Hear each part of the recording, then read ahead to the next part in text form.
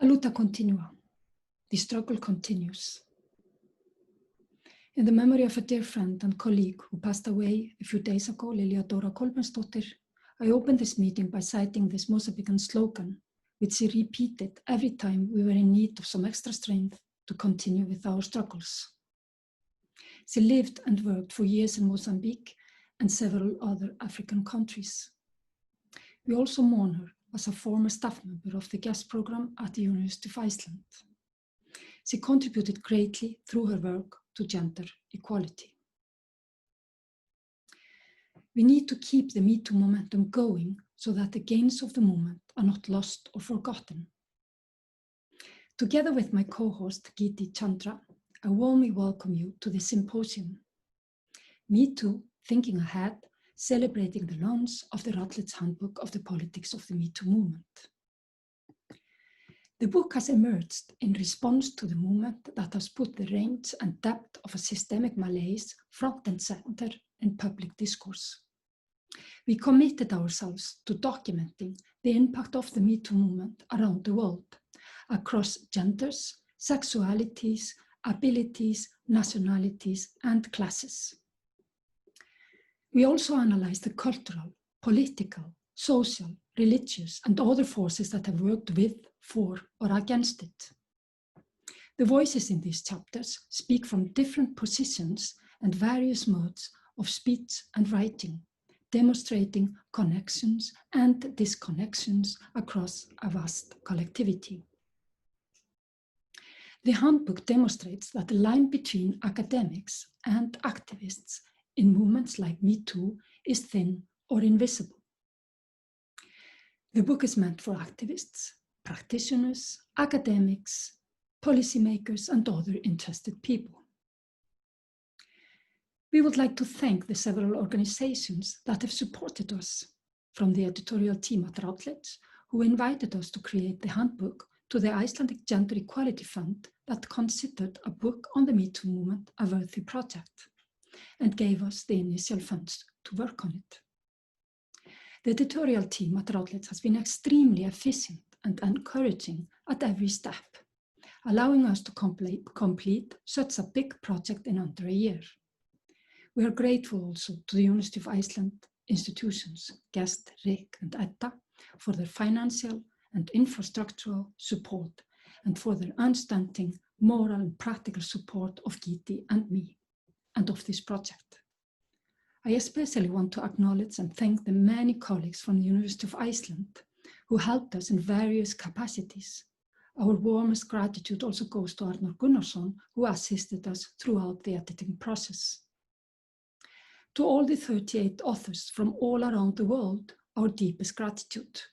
They prioritized their contribution to the handbook, the quick turnover in terms of submissions and revisions and queries that allowed the complete manuscript to be handed to Routledge on time, less than a year from the date of commissioning. Their wisdom and words apart, they have worked through holidays and breaks, especially when the COVID-19 crisis made everything harder personally and professionally. For Giti and me, this has been an extraordinary journey of late-night consultation, anxious problem-solving situations, and moments of shared joy. We learned a lot from each chapter, allowing us to share in the complex and passionate struggles in so many different parts of the world. Before giving the floor to the speakers of today's symposium, Giti Chandra, my co-editor, will give us a short description of the contents of the book. Thank you.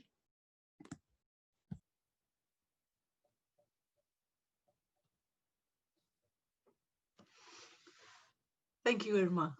I'd like to guide everyone through this handbook, as the handbook itself does, through Cynthia Enloe's eyes. So in her foreword, Cynthia says, there are bright threads of similarity that run through diverse sites, yet multidimensional context matters.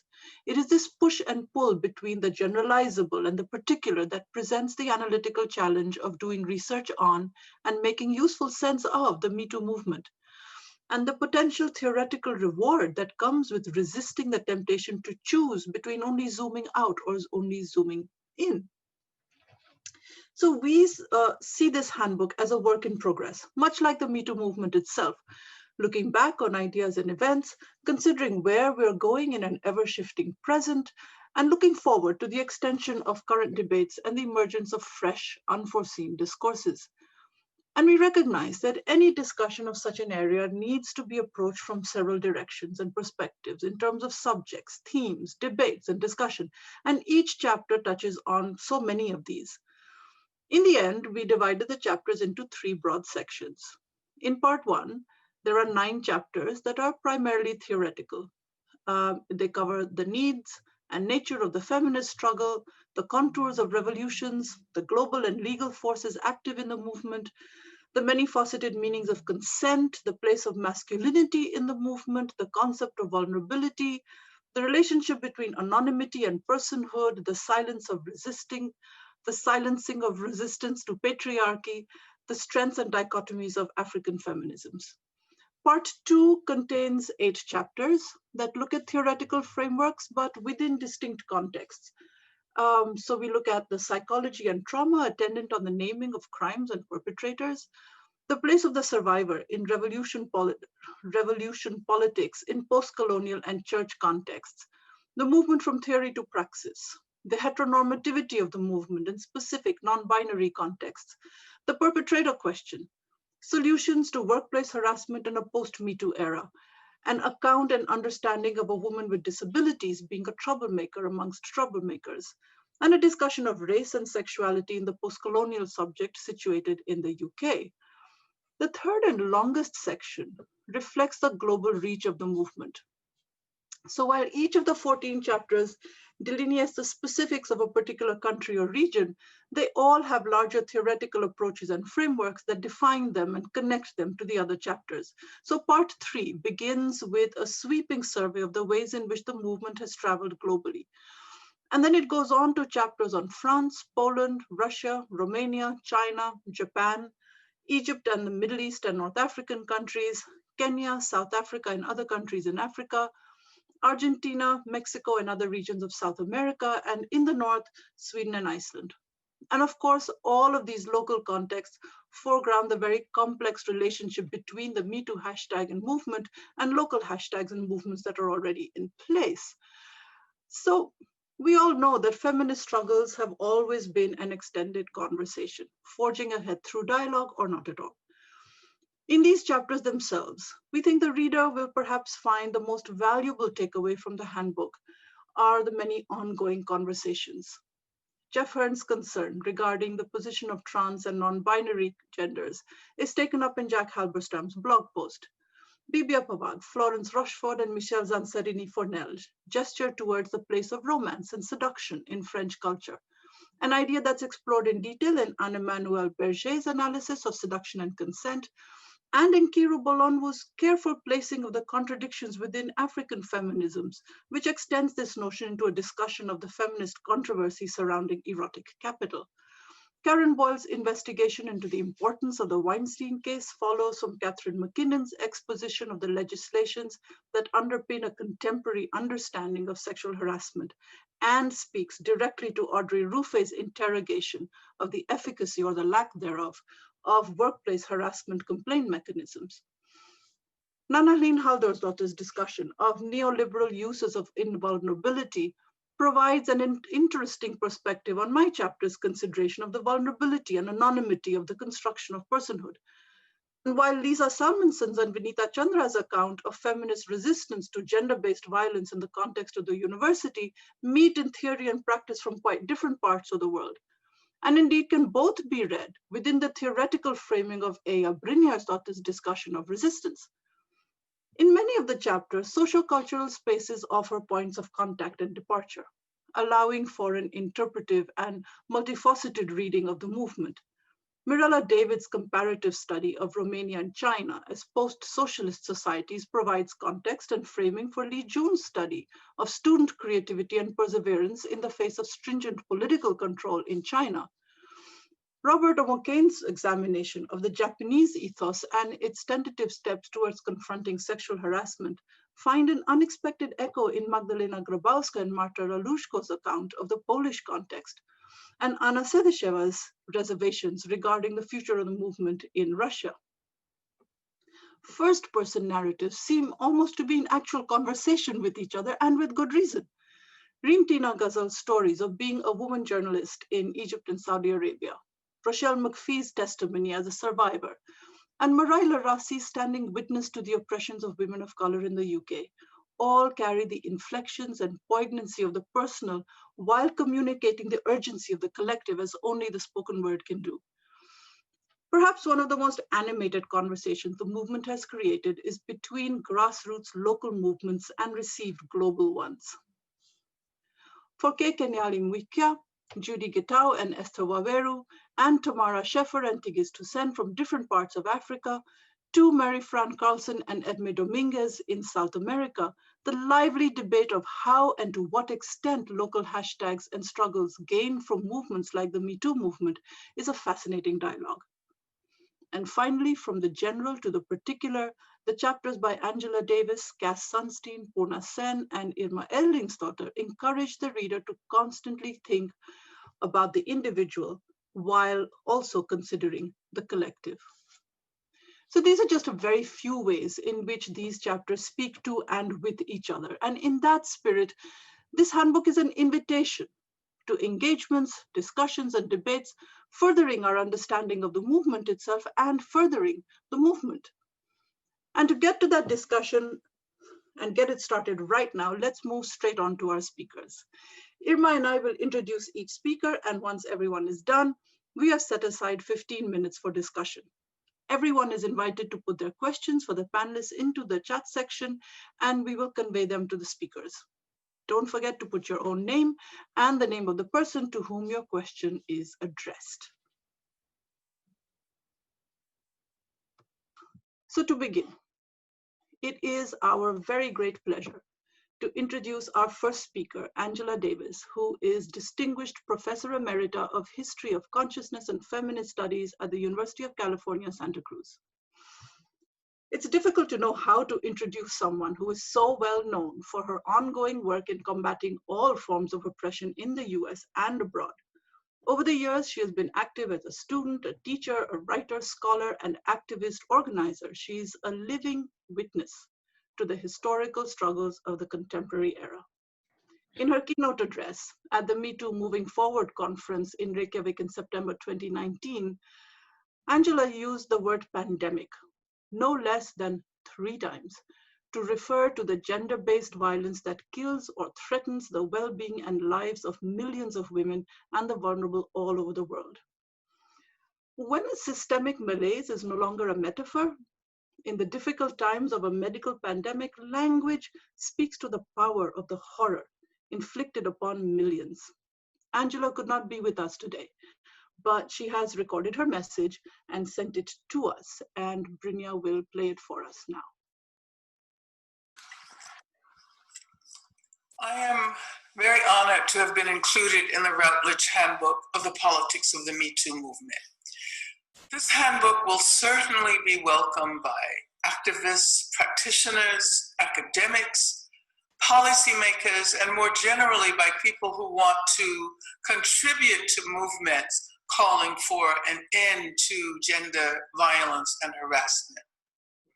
The message of this handbook is that knowledge relevant to the Me Too movement has been produced in so many venues, and that the conversations between activists and academics guarantee a nuanced range of issues that are relevant to the movement. It is quite amazing that the Reykjavik conference that inspired the creation of this handbook took place just a little more than a year ago, and that within such a relatively short period of time, contributions by 40 authors representing the global reach of the Me Too movement have been compiled, edited, and published. While it will be made available to English speakers around the world, it will be very important for this work to be translated, making it more accessible and specifically to non-English speakers. This handbook is a reminder that we have to keep the momentum going so that we can continue to build on the gains of a movement that is already more than a half century old. We cannot wait another 50 years.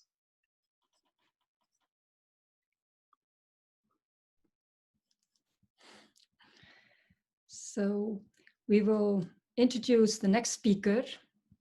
Purna Sen is a visiting professor at the London Metropolitan University. She is a former UN Women Executive Coordinator and spokesperson on addressing sexual harassment and other forms of discrimination. She focuses on placing women's experiences at the heart of work on sexual harassment and bringing survivor-focused approaches to the fore. Purna Sen, the floor is yours. Thank you, Irma. Thank you, Giti, and congratulations to you both and everybody who's contributed to this amazing handbook. Congratulations, I believe, are also due to you, Irma, for a recent award you just got for your work. I'd like to acknowledge the many, many women who made Me Too, who made the movement, beside and behind whom I work, and I think we all stand. I was asked to speak about global dimensions of Me Too, and in that I would like to focus on two things. First of all, the belonging, the connections, and the hope offered to millions across the world. But I'd also like to acknowledge the many women for whom Me Too has yet to be the vehicle for change and the connections that would nourish them and the justice that should be theirs. First of all, hope, the connection, and the solidarity. In 2017, Me Too lurched suddenly and significantly from Tarana Burke's initiatives to a global social media-driven phenomenon through which international solidarity between victims. Thanks for that, I don't know what happened there. Me Too resulted in some abusers being held to account, including some high status men. And of course, some names will come to mind very quickly, but the movement continues. The search for accountability continues. And just today in China, there's been demonstrations outside a court where a case is being brought against a TV personality for sexual harassment. I think Me Too has been an incredibly effective movement. It has built upon decades of activism, often unfunded, usually under-resourced, and sometimes unsafe. And for too many people, it's been a combination of those.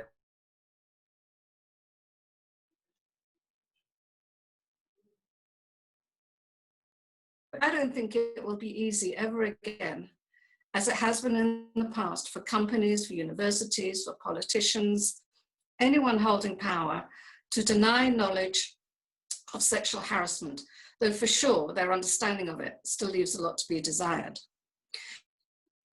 We know how it works. We know that they've learned the script. We know that they've learned to say zero tolerance. We have a policy, we have training, and we put victims first. You know the script. And I think that's been shown up a lot by the movement. Me Too has been a spontaneous noise, an extraordinarily inspiring movement against sexual abuse. And in fact, the first global movement there has been against sexual violence. So its importance, I think, can't be overestimated, sorry. It shook the world, I would say.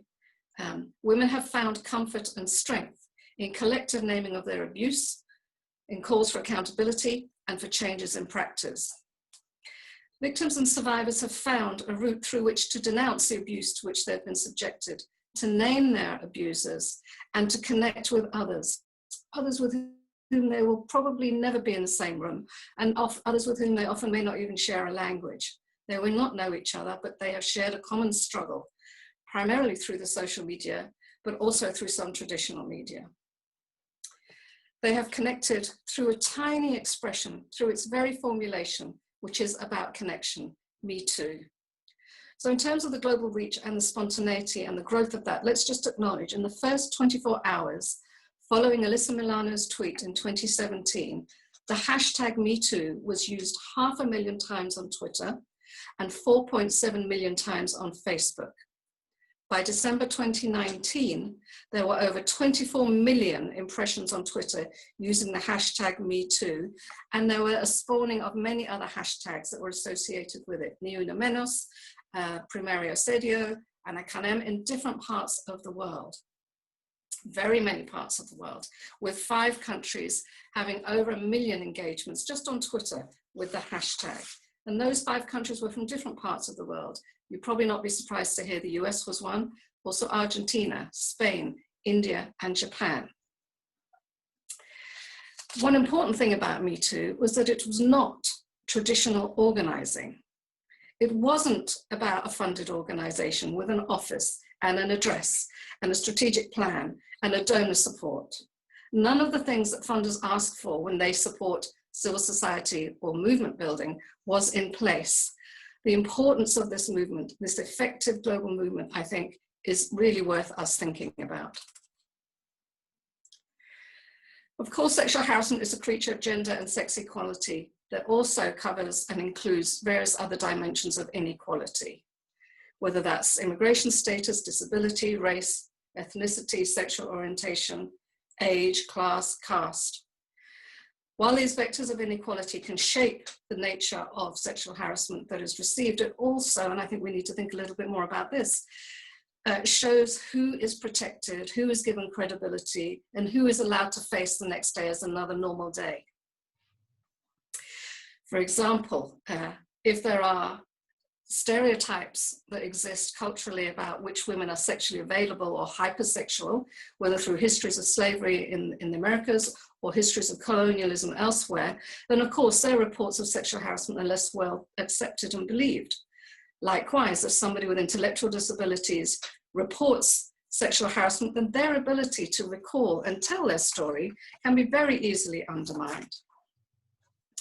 Before I run out of time, I do want to say that Me Too has had this phenomenal reach. It has gone all around the world, to Africa, to parts of the Middle East, through Asia, and in a very significant way. But there are some me's who have not been part of the me in Me Too. And there are things that still need to be done. First of all, for whom was it safe to speak? While we know that any progress towards sex and gender equality is contested, it's resisted, sometimes we talk about backlash, this should not be unexpected, but it is costly. It's no surprise that those who have an investment in existing structural inequalities will maintain it. But let's pay homage to and acknowledge the price that many women have paid for speaking up. It can involve violence. In Bangladesh, a young 18-year-old schoolgirl, Nusrat Jahan Rafi, reported her headmaster for sexual harassment.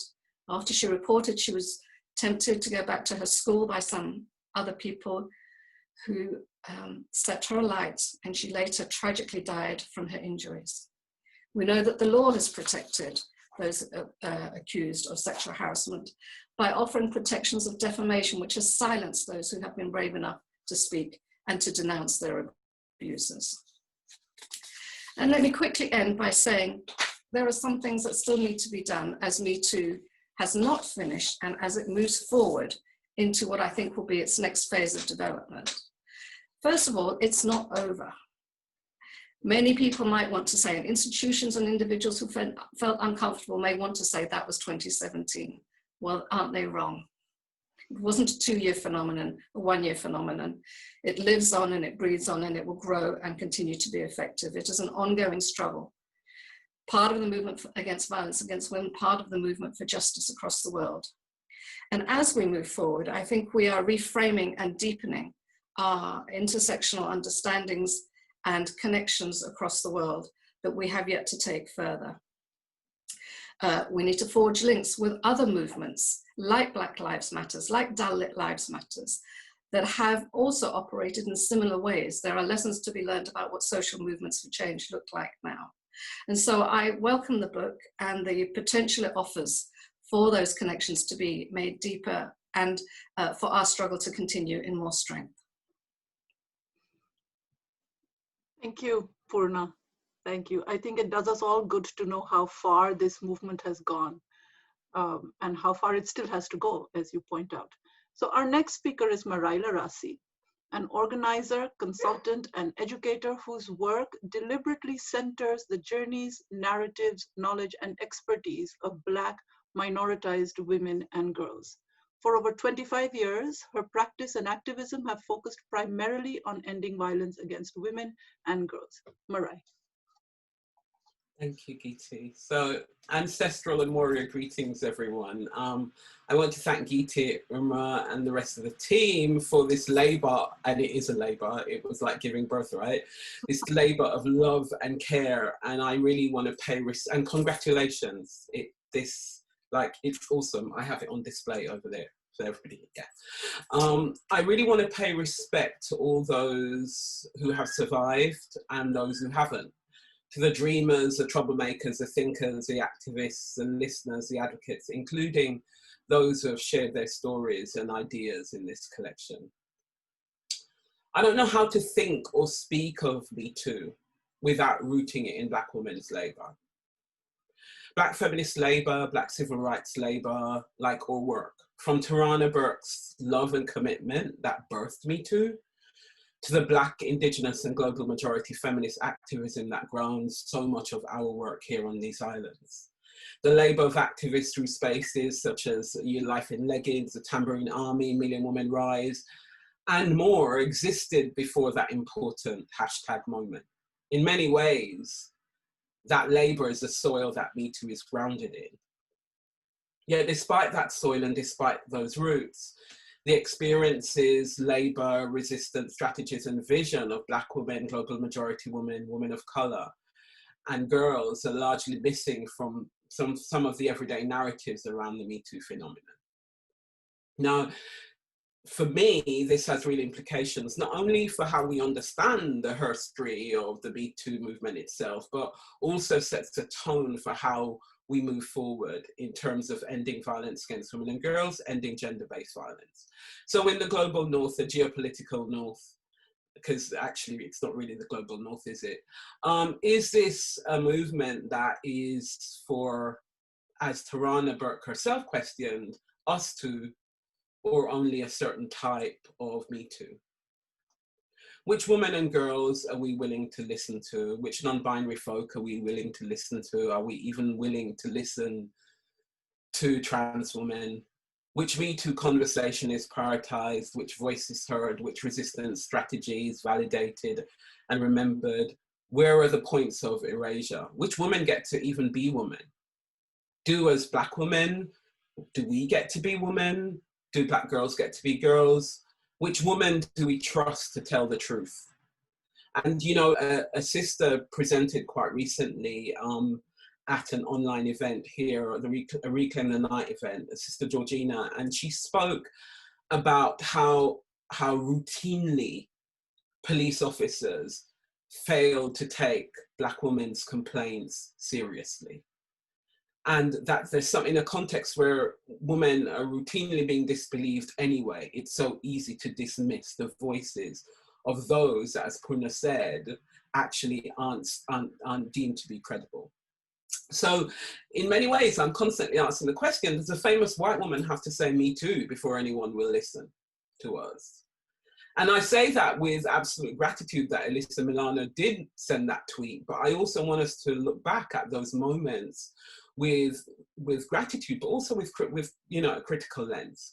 So I live here on these islands that are complicatedly called the United Kingdom. We need to change that really soon. And like many of my activist families, I speak as a product and a byproduct of the British colonial project, which included trafficking, enslavement, the plantation economy, occupation, and the thing that we don't like to speak about, racial science, eugenics. The extent to which we are humanized or dehumanized, even in work which is focused on ending violence against women and girls, even in gender-based violence work, cannot be linked from these colonial legacies. Given the time constraints, I'm just going to say a couple more things. So my call, given those histories, given the pain, given the legacies, given the inequality, given the failure of regimes such as the British colonial regime and its ongoing legacies, to ever take reparative action, how do we, if we start to think about global movement building? How do we imagine and construct a different future? So my call then is for a movement or movements which don't dwell in the ruptures, right? But which actually stop ignoring those ruptures. We have to start attending to the pain and to the fractures. We have to tell the truth about racism, ableism, casteism, and other intersecting oppressions that play out even in feminist movement spaces. We have to tell the truth about the way that white supremacy works, even in our movement building spaces. And as long as our Maori sisters in Auckland, for example, are still being locked away and pepper sprayed in prisons, as long as Black and global majority women struggle on these islands to have services equally resourced, as long as whole groups of white women, white feminists retain their commitment to white supremacy. I mean, we've seen what happened quite recently in the US election. We can create waves which will be amazing, powerful, but we won't deliver the complex revolution that we really do need to transform our planet.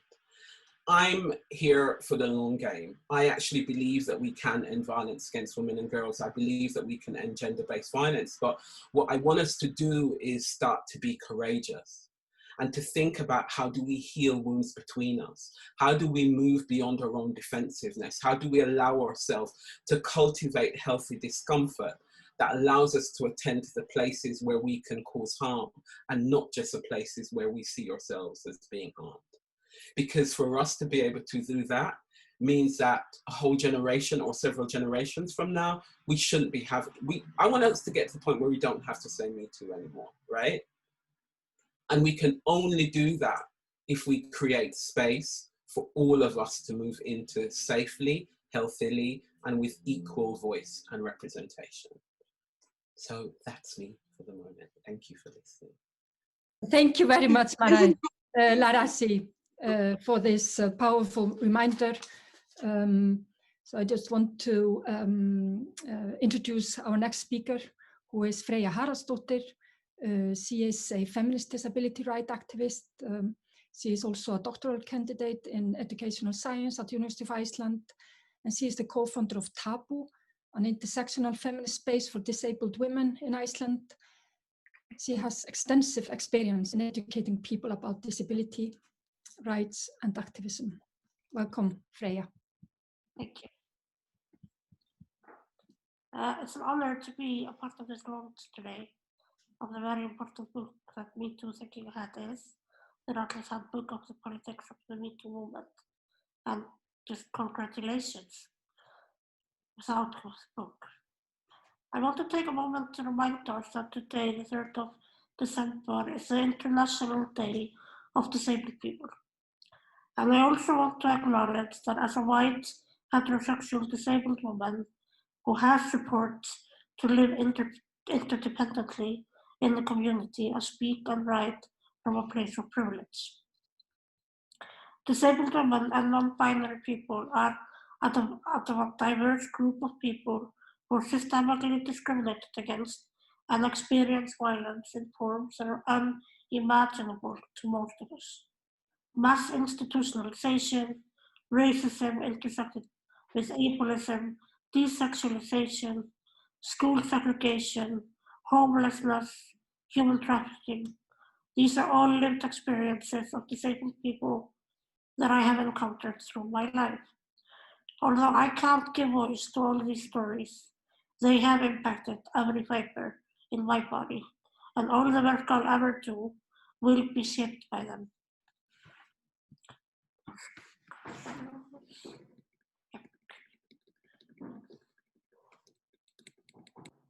When trying to decide what to say to you all today, a few words kept popping up in my mind. They were fear, hope, and healing. Through my life, as beautiful and meaningful as it has been and is, fear has followed me everywhere. As a disabled girl, I was afraid of medical stuff, of being hurt or injured by them, because when I tried to speak up, I knew I would not be hurt. And usually, ironically, fear stopped me from speaking up about fear. As a teenager, I was afraid of what my future would withhold, and how my unusual disabled body would be treated in a world created and controlled by non-disabled people, specifically men. As a young disabled woman taking my first steps in the academia, on the labor market, and in politics, I was afraid that I would never be good enough, taken seriously, or be granted what I deserve, and I still am afraid of that. Today, as I'm sitting here with you, I fear that my disabled body will be used against me as I wait for the authorities to decide whether I get my license to become a foster parent after 6 years of waiting and 3 court hearings due to disability and gender discrimination.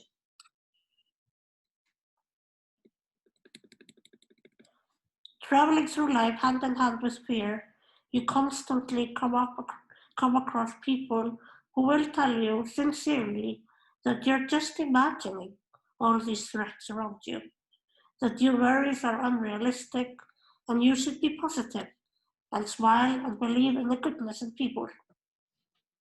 Also, that you should be strong and hardworking and then everything will fall into place. What all of us know who live in bodies that are othered, violated against, or marginalized, that there's no amount of positivity, strength, or hard work on our part that will solve broken systems that abuse power. Our fear is constantly confirmed, and therefore we continue being fearful.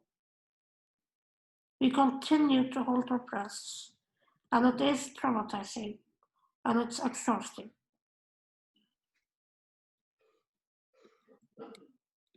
But why am I talking about this now? Because there's a place I and many other disabled women also feel scared. That is in the feminist movement. Feminism, especially Black feminism, has been a deep source of liberation and empowering and learning for my disabled body. Gathering with disabled women and non-binary people in Iceland and beyond through feminism and disability justice work has been a space of safety, bravery, healing, hope, and big and small revolutions. It's easier to breathe in those spaces.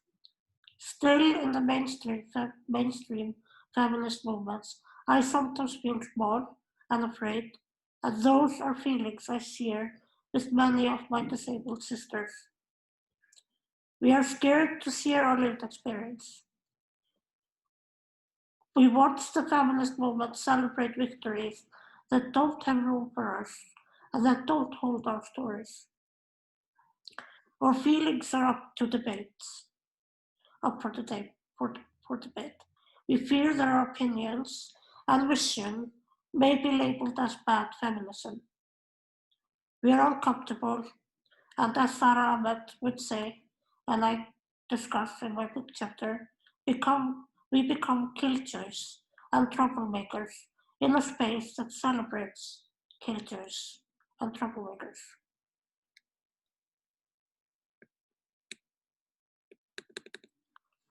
To me, feminist movements are not solely spaces of resistance. They're spaces of hope, joy, and healing. And as we know, resistance, hope, joy, and healing are interconnected and don't thrive well without each other. We are angry together and we are crying together, but we also laugh so hard that our stomach hurts. And we dream, hope, and strive for better futures. But when some of us are afraid in this space, we can't resist the way we want to. We lose hope, laughing becomes hard, and the process of healing is even more difficult. That's why I truly believe that our only way forward is intersectional and with the lens of social justice. We have a lot of undoing ahead of us, painful conversations, holding ourselves and each other accountable. Because we need each other to push for a world where fear is not a constant gut feeling. To resist oppression, to hope and to heal from our individual and collective trauma in whatever way that looks for us. And I believe that this book is an important step in that direction, and then we'll take many more. Thank you.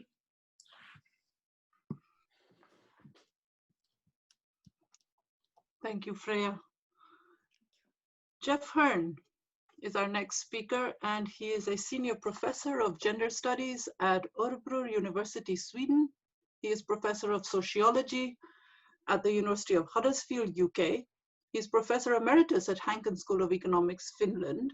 And most wonderfully, Jeff is professor extraordinarius at the University of South Africa. He has published widely on gender, sexuality, violence, men, masculinities, ICTs, organizations, policy, and transnationalizations. Jeff, the mic is yours. Hello, everybody. This is very exciting, and it's a great privilege to be able to speak today. And I'll try and also not to repeat fantastic points and discussions already been raised. I think I want to add also that actually I've been involved in activism since the late 70s in this area, including anti-violence, and that's extremely important.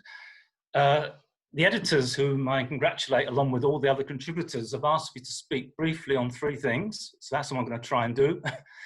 The first one was to say something about the significance of studies and activism around men and masculinities as they've been contributing to the Me Too movement. And my first reaction to that actually was that I see it's around the other way. I see that Me Too has major implications for critical studies on men and masculinities and for learning and listening and changing. And Me Too is a movement clearly made and led overwhelmingly by women across many different differences, as already been spoken about. But in a profound sense, Me Too is, in a sense, caused by men and the actions of men, or certain men at least, and not only those who do direct violence, abuse and violation, but also very, very importantly, men who actually directly or indirectly, sometimes what may appear passively, support or condone those actions. So in a sense, men are a kind of absent presence in Me Too as I see it. And in terms of work on men and masculinity and activism around this area, I guess one can say that the focus on abusers, perpetrators, violators of various kinds is one of the contributions to Me Too, directly or indirectly, whether that's in terms of academic work, activist work, policy, practice, professional work. And this is clearly fantastically important to actually name who are the abusers and the violators and the perpetrators, both individually and also collectively. And that's a tension already has been outlined, I think. And there's been a lot of work actually looking at what you might say the social networks, the homosocial networks of men, sometimes known, friends or neighbors, sometimes strangers, that actually are vital in supporting, also sometimes opposing violence, either normalizing or sometimes opposing violence. And this has been recognized in quite a lot of research work and activist work. The silence of so-called non-violent men partly maintains men's violence. And it's possible to say, I'm not a violent man, but still in a way can contribute and condone that violence in certain ways. In a more complex way, which I haven't got time to speak to, I think Me Too also raises some really important issues around questions of victimhood and survivalhood in relation to men and masculinities. I mean, obviously, clearly many men and boys have been violated in different ways, often by other men and boys. But also, of course, we've seen claims of victimhood by some men when accused, taking a different kind of victimhood, and that being used sometimes to feed into certain discourses, even right-wing discourses on certain men losing out, especially white men losing out as they're presenting themselves, if you understand what I mean. Another major aspect, of course, is men as allies of women across different differences, in terms, not only in terms of Me Too, but more generally in terms of anti-violence work. I think the area of allyship is very complicated, and it's very important for men not to sort of take over the situation and take over women's work. The two other points that I was asked to comment on very briefly, one was about the handbook itself. In my chapter, I talk about variegation. I think Me Too is such a variegated and complex phenomenon. It obviously contributes academically. It obviously contributes to many, many studies. It contributes to sociology, organization, or organizing studies, perhaps, I think it was as mentioned earlier. It's fantastically important in bridging between activists and policymakers and academics. And I think in terms of the third point, which I was asked to comment on about the future of the movement, again, this is really complicated, I think, but there are a couple of things I would say. One is about the issue of memory and forgetting and remembering and re-understanding. I'm just going to mention one academic work. In 1987, which is the year I published a book with Wendy Parkin called Sex, a Work on Sexual Harassment, the Finnish government produced a booklet which listed 341 publications and no less than 10 bibliographies on sexual harassment in 1987. And yet somehow or other, 30, 40 years later, this then is rediscovered as if it's a new thing. We mustn't forget all the work that's been done over many, many years. From 1987, there were 10 bibliographies, right, on sexual harassment. Two last things I'll mention, I think. One is that I think a lot of Me Too is focused on naming direct physical violation, abuse, and violence. I think there's going to have to be also another, if you like, wave of Me Too focusing increasingly on online violence, violation, and abuse. And the technologies are both being used and abused, clearly, both, if you like, to increase further violence, but also at the same time to oppose it. And then the very last thing I'll say is actually about age and generation. I don't have any sort of figures on the age distribution, but I think clearly a lot of younger women, girls, women of middle years, if you like, have been involved. And I think there could well be a further wave or a further development for women who are older, who actually may even start rethinking and becoming another part of Me Too, which perhaps hasn't been so strongly represented in some localities or some parts of the world.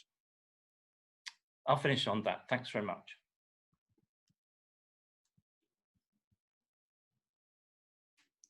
Thank you very much.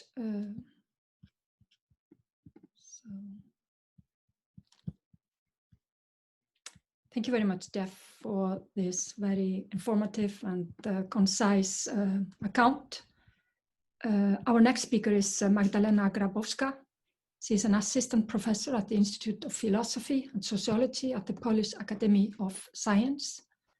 She is a co-founder of the Foundation Equality and Emancipation, STARE, and a board member of the Feminist Fund, and collaborates with several national and international institutions on issues related to violence against women. Magdalena, the floor is yours. Thank you. Thank you very much. Can you hear me? Yes. Okay. First, I want to thank you, Giti and Irma, for your hard work on this impressive collection. And today I want to briefly talk to you about what is happening in Poland and how it is related to Me Too movement. Some of you probably saw photos of massive street demonstrations taking over Polish cities in the last weeks. You might wonder, how did it happen that during the time of the pandemic, hundreds and thousands of people, mostly young and mostly women, stepped outside in what has been the biggest social mobilization since the 1980s Solidarity movement. The most immediate reason for these mobilizations, and you can see some photos, I think, the most immediate reason for these mobilizations is the recent ruling of the Constitutional Tribunal, the political body controlled by the right-wing government that deemed abortion for fetal defects unconstitutional. The sentence restricted the already strict law. Restrictions introduced in 1993 limited the legality of abortion that was legal in Poland since 1956 to only 3 cases: when pregnancy is the result of the crime, when woman's life and health is in danger, and cases of severe fetal abnormality. Up to October 2020, 97% of legal abortions were performed under the premise that was just outlawed by the tribunal. Its decision thus, in practice, equals almost total ban on abortion in Poland. And that would be next slide. The practical delegalization of abortion and resistance against it should be, however, seen in a broader context of an ongoing so-called war on gender and LGBTQ ideology that Polish government escalated over the last 5 years. The government's actions became more severe with time, leading most recently to the police attack and the arrest of the LGBTQ activists in Warsaw in August of 2020. Protests against tribunal's rulings started on Thursday, October 22nd, and over the next days continued in forms of street marches, car and personal blockades of major intersections during rush hours, and demonstrations in front of governmental institutions. The biggest gathering took place on October 30th, when over 100,000 people participated in the blockade of Warsaw. Importantly, over the last 2 weeks, police started to use increasingly violent tactics, such as tear gas and violent arrests, towards the peaceful protesters. And that would be next slide, please. We now know that in Poland, where the women's movement has been diverse and quite strong, and where activist groups are fighting for the legal abortion for over 2 decades, this new wave of protests led by women and focused on women's rights attracted by far the most people. It is unique in many other ways too. First, it was a massive collective and overwhelming sense of women's fury that drove this protest to being, the fury that very much resembled the wave of determination and courage of the Me Too. Second, like Me Too, this new wave of protest was caused by the fact that the ban on abortion, like sexual violence, is very personal to many women who realized, once again, that male politicians treat our lives with outright contempt and complete disregard for our political subjectivity and autonomy. And that'll be next slide, please. In our chapter in the Politics of Me Too collection, Marta Rawuszko and I argue that in case of Poland's Me Too, the concern for men's rights and democratic legal order derailed the women's revolution. It seems that 3 years later, the fear of the consequences that may come from men who wish to discipline, judge, and preach to women to keep us quiet and well-behaved is gone. So is the naive hope that women's demands for political subjectivity can be articulated within the existing institutional frames. Anger, fury, and outright rage are well manifested in the protest slogans, amongst them best known, "Get the fuck out," wypierdalać, and "Fuck peace," peace being the ruling party.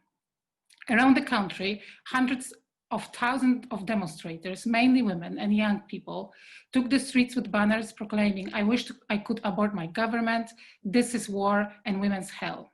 The vulgar language did not, as some feared, diminish the struggle's purpose. To the opposite. As the writer and academic Inga Iwasiów put it, the moment we started to be vulgar, the other side started to listen. And the next slide. Indeed, almost overnight, the political debate in Poland shifted.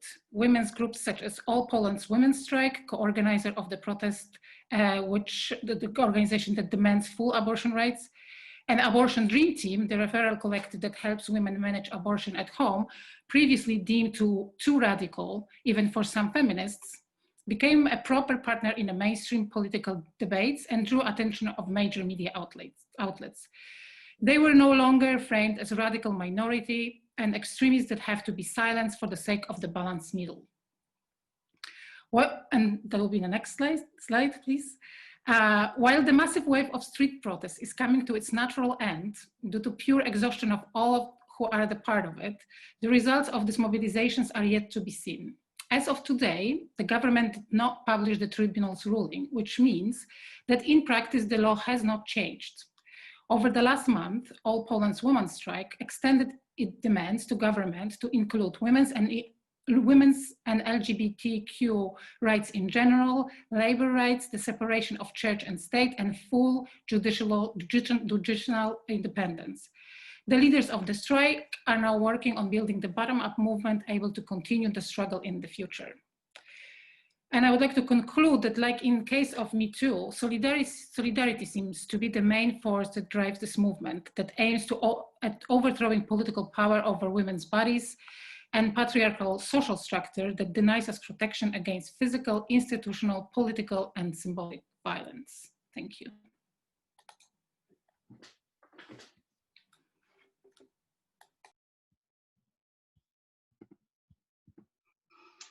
Thank you, Magda. I'm sure we'll all have occasion to come back and ask you more questions about this really exciting movement that's taking place in Poland right now. I'm afraid we have to only have 15 minutes for our discussion. So thank you, Purna, Freyja, Marai, Jeff, and Magdalena, for your speeches. And if anyone has any questions, this is a good time to put them. I see one here for Marai. It's from Nima Ahmed. She says, how do we create a space and what should that space do so that Black women feel safe and empowered to speak out about their lived experience? And how do we enable them to seek access to justice? That's a big one, Marai. Do you want to take that? And then, of course, if anyone else would like to chime in, most welcome.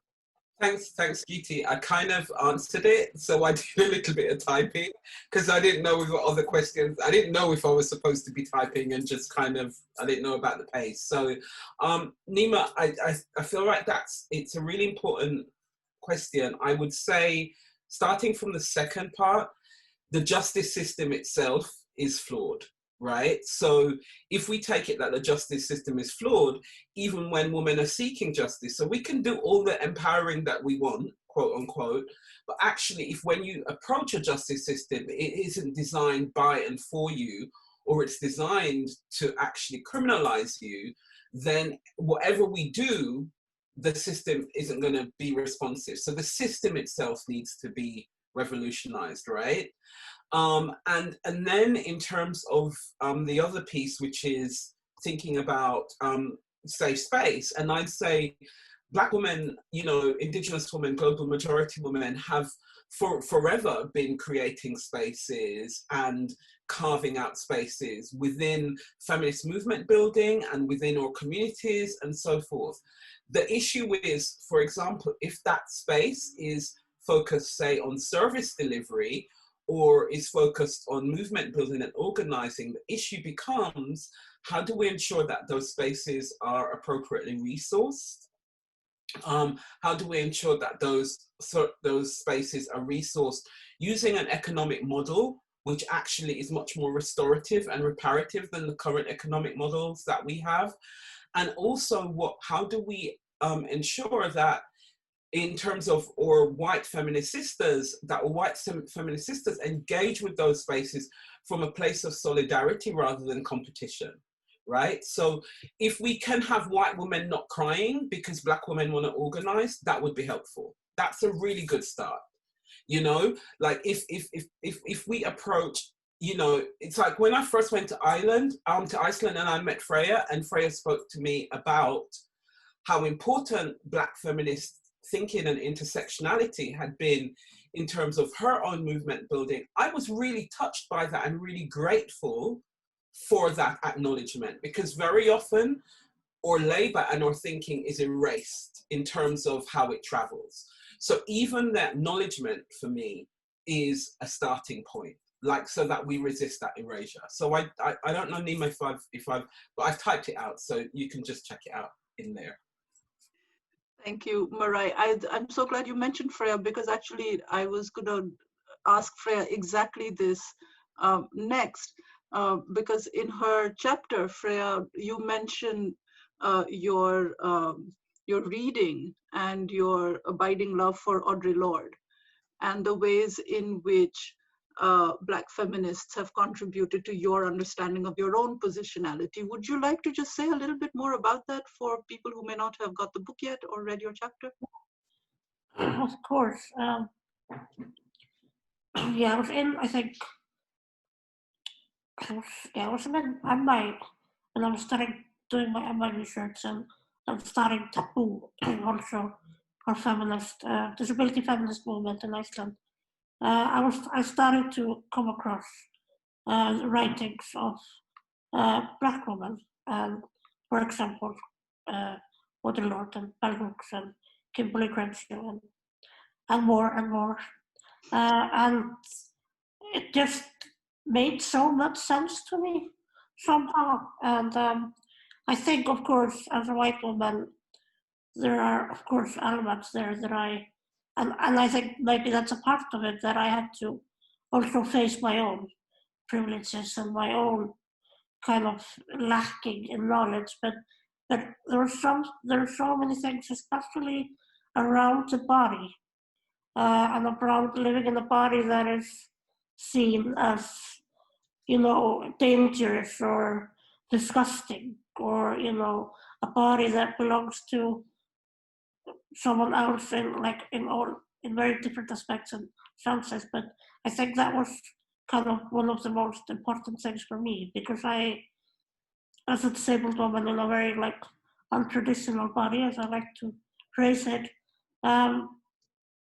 this has been like a big struggle for me, and I often don't relate to non-disabled women because that I feel that this experience of the body, of living in a different body, is just not on the agenda. It's not up for discussion. So kind of, I don't know, the women who were explaining and writing about their experiences of living in a Black body spoke to me very beautifully and deeply, and I'm so grateful for it.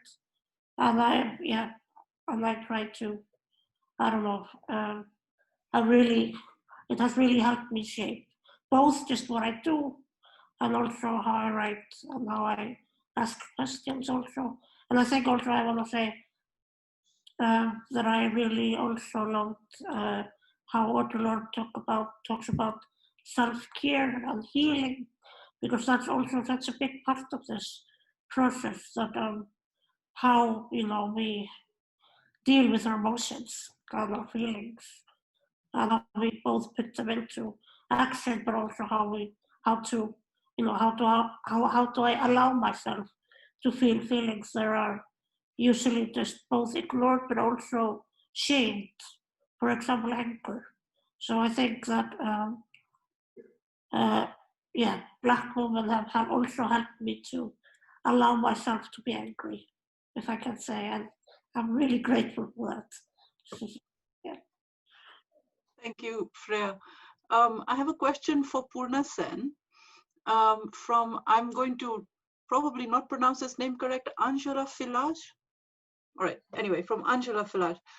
For Purna, she says, Me Too has clearly moved beyond cyberfeminism. Would you consider this feminist movement as part of the fourth wave of feminism? And does the term wave suggest any kind of exclusivity? Purna? Giti, hi, thanks for that. Can you hear me? Yes. I think I've unmuted. Okay, well, thank you, Angela, for that. And part of my answer is I don't really know in terms of categorizing, and I, to be frank, I'm not always very comfortable about those sorts of categories. I think actually there are connections between what we call phases and waves and so on that are as significant as those different phases that we might talk about. And in a way, when I was opening my contribution, I wanted to draw those links in parallel. Me Too hasn't happened out of the blue. Jeff talked about this also. There's been decades and decades of work on this. You know, he talked about the bibliographies in '87. Catherine McKinnon wrote her book in 1979. Women have been active on this issue for decades.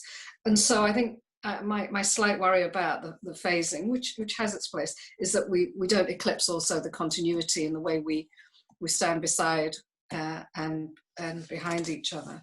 I'm not sure what you mean by it's moved beyond cyber feminism. But I do think that the lockdowns in many countries over this year have had an inherent risk that we have rightly focused on domestic abuse and child abuse where that people have been kept at home, but we have lost a focus on the other forms of violence that continue.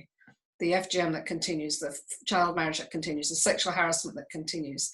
My worry is that once something disappears off the agenda, it's really hard to get it back. So I do think that we need to ensure that we keep those connections between those different forms of violence. And I think Me Too did that really well. It placed sexual harassment within a bigger struggle around sexual violence more generally, which was really important. And that came from women on the ground. It didn't come from organizations or from donors or academics or so on. But I do think it has allowed us to focus again on the issue of gadget-based cyber harassment and how we think about organizing around that. The wave, I don't know if it's exclusionary. I've talked about waves, I've talked about the tsunami, the Me Too tsunami. I think that, you know, that the power of a wave, the power of an unprecedented, unexpected, massive knock like that is really, really important and valuable. So I don't intrinsically see exclusivity in the terminology. I do think that this was a very, in a good way, a populist movement, and is and remains a populist movement in a way that has particular value and meaning to us all. And I hope it allows the driving force of our feminist activism to be driven by those on the front lines. And it's interesting, if you look at Me Too, you know, our analysis of the Twitter data shows how much in different contexts Me Too took that local contextual shape. In Spain, it peaked, for example, during the Manada case of the Wolfpack rapists. In America, there was another peak around the Kavanaugh hearings. In different countries and different hashtags and the different stories around Me Too took a shape that I think shows that we can connect in our different places, but also we can make the movement ours. So I think it's still got a lot of scope in it. That was a tough question, Purna. It's a great answer. Okay, so I have two questions here that are kind of similar. And they're addressed, well, one is addressed to Jeff and the other I'm going to put to him also, from Priyanka and Ranbeg. And they say, how do we deal with the charge that these conversations demonize men, particularly in a post-facts or fact-agnostic social media space, exactly where the Me Too movement grew and flourished? And do you have ideas for how we navigate a balance between holding individuals accountable without risking monstrification and thereby losing sight of gender violence as a systemic problem? Jeff, that's all yours. Okay, well, thanks for both those questions and comments. At the risk of advertising, the chapter I wrote does address some of this a bit, but to be very direct, I think one of the things about Me Too, for me at least, is that although in a sense sexual harassment has been a major driving force, I think obviously it's expanded to a whole range of different forms of violence or violences. And this therefore is also relevant for thinking about men and masculinities as well. So what we're talking about is a really vast range of different kinds of violence. I won't go through them all, but from very particular events or actions to, you could say, yeah, global violence, militarism, and so on, yeah? And then at the same time, to me, it's very clear that then different men can position ourselves either consciously or less consciously, or, you know, politically or more passively, in different ways in relation to those different violences. So I don't really see that as making particular people monstrous. I mean, there may be particular people who clearly have done monstrous things, but I think we're talking about such a big range of kinds of violence and such a big range of different ways in which individuals and collectives of men, we're talking about men, can position themselves in relation to that. And then in terms of this point that Ranvik raised, I'm just reading here, yeah, I do think it picks up from the last comments, I think, also from Puma, I think.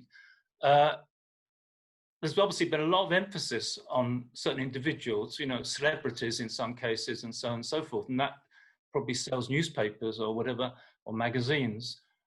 But I think at the same time, it's such an important issue to look at this so-called bigger picture, the systemic problem, as it's phrased here.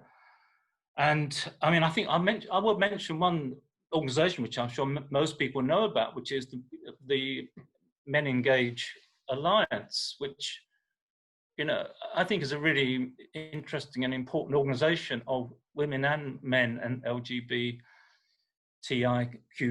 plus people. And I think one of the things that's going on within that organization, which has a lot of members and groups from what is sometimes called the global south or the geopolitical south, to mirror the term earlier, is a much greater emphasis actually on the systemic or the structural or the global, as well as making individual men accountable. I think that's the direction in which things are going gradually.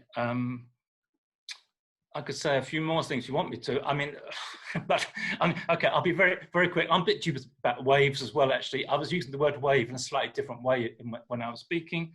I think, hope I was. I also want to say one other thing, if I may, which is that, I mean, I sort of grew up in terms of a kind of, my, if you like, pro-feminism was in relation a lot to radical feminism, actually, in the 70s and early 80s, and a kind of qualified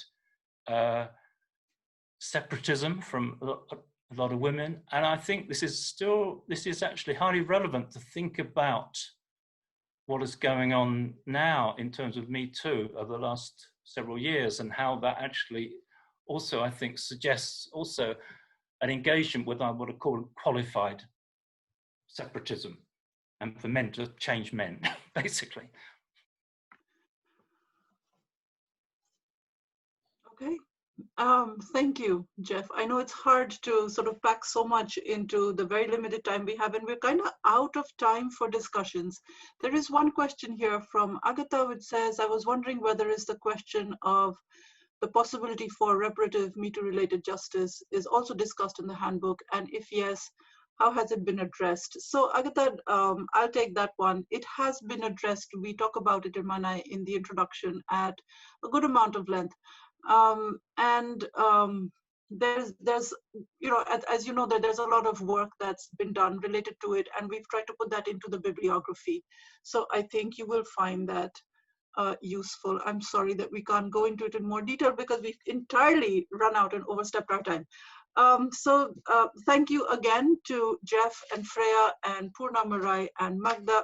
Magda, I really wanted to come back and talk about this idea of radical rudeness and the lack of feminine courtesy and feminine fury and so on. And I'm so sorry that we can't, but hopefully this conversation can be continued later. One of the things that Irma and I both wanted to mention is that as follow through of this book over the next year, over 2021, we want to do a series of sessions with the individual contributors to talk about ideas from their chapters, how it's going in their regions, what is currently happening, just to sort of keep the momentum going. As Jeff points out, we must never let it rest. It should not be forgotten what has been done and archived. But we do have to move on, and I'm going to call upon Cynthia. I think that I speak for both Irma and myself. We are rarely happier than when in conversation with Cynthia Enloe, who is a perennial source of strength and comfort, support, intellectual vigor, humor, and sheer joy for us. She is also a research professor and adjunct professor of political science at Clark University, USA, and she's had guest professorships and held lectures all over the world. She serves on the editorial advisory board of 6 major journals and has written, is it 15 now, Cynthia, books on the interactions of feminism, women, militarized culture, war, politics, and globalized economics. So today we'd just like to request, Cynthia, if you would give us thoughts that we can take home with us. The floor is yours, Cynthia. Well, first of all, I found everybody's presentation today so powerful and, in a very good sense, uncomfortable, right? Don't you all find that when you listen to somebody and you squirm a little bit, that you know you're learning something? So I found today very squirmy, in that good sense of both energizing me and making me worried that I'm not asking enough questions. one of the things that is so clear for those of you who haven't yet seen the book out there in the great wide world, this is what it looks like. It's from Routledge. Get your libraries to get it in case it's too much for your own budget. And then make sure that you, if you teach, get students to read at least 6 chapters and read all of the chapters yourself. And I'd just like to underscore what Mariah said, and that is that any book has roots. Any book comes from someplace. It comes from other movements. It comes from other people's struggles. It comes from other people's discomfort and learning. And the other thing that both Giti and Irma, the wonderful editors, have reminded us is that a book is not a wrap-up. It's not something that's bound by covers. A book is a launch pad, right? You read the book, you absorb what's in it, you listen to all of today's wonderful presenters who are in the book, and you use it to launch a further struggle. And this comes back to Irma's dedication of today to our wonderful friend who has passed, Lilia. And she talked with great passion and great warmth about continuing the struggle. And that means, I think, I made notes as everybody talked, that to continue a struggle really means you have to be ready to be surprised. To be surprised at how sexual harassment and resistance to it and the exposure of it. So how does it work in DRC Congo? I'm in conversation with a friend in Congo right now and saying that it's being completely covered up in the NGO world in Congo. Purna is nodding her head, she knows too well. But it's that solidarity takes curiosity, and curiosity takes energy. Curiosity isn't just for entertainment. Curiosity is to look at things that you hadn't looked before, ask questions that I haven't asked before, take on understandings that make me anxious, maybe worried, as well as energized. So I see this book really as having roots that we need to keep thinking about, and as Jeff said, don't forget, but it also is a launch pad to ask questions that we haven't asked and to be curious about other people's lives in a way that informs our own life and that we can carry on the struggle. Thanks, everybody. I've been so honored to be part of this. Many thanks, Cynthia, for the encouragement and for the succinct summary of where the movement stands and where it is going. It builds on decades of collective work against sexual abuse, like you said, and it is in our hands to take its agenda forward. I remember your words in one of our conferences we organized in Iceland, that feminism opens the window and lets in some air. This is exactly what you always do. In closing, we want to thank all the speakers for their excellent contributions and discussion.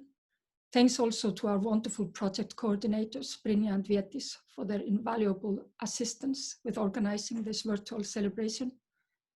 And finally, let us thank again the million of voices raised in the last few years that have joined with others and given courage to yet more. It is a revolution that will leave an indelible mark on our times. So thank you all for joining us for the celebration of a struggle that we hope this handbook will contribute to. We look forward to working, fighting, and winning together.